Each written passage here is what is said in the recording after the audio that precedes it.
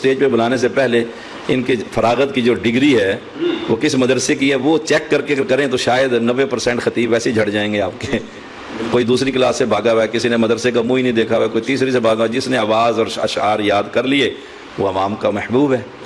تو میں تو یہ کہوں گا انتظامیہ سے بھی اور مسلک اہل حدیث کے ذمہ داروں سے بھی, میں نے تو اپنے امیر محترم پروفیسر ساجد میر حافظہ اللہ تعالی سے باقاعدہ درخواست کی کہ آپ کوئی تربیتی ورکشاپیں شروع کریں جہاں ان خطیبوں کی ورکشاپ ہو.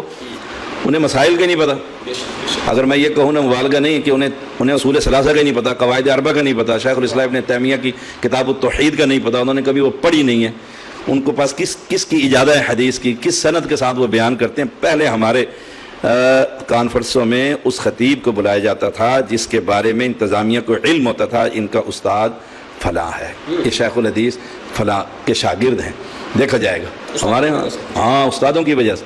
اور شرعاً بھی جائز نہیں کسی سے ایسے شخص سے خطبہ سننا جس کے اساتذہ کا آپ کو پتہ نہ ہو.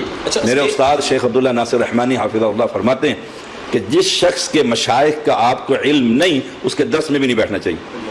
ہمارے اسٹیٹ کیا بناوٹی باتوں کا قائل ہیں اس وقت؟ بالکل نہیں, قائل نہ تھا نہ ہونا چاہیے. یہ ہمیں محنت کرنی چاہیے ذمہ داروں کو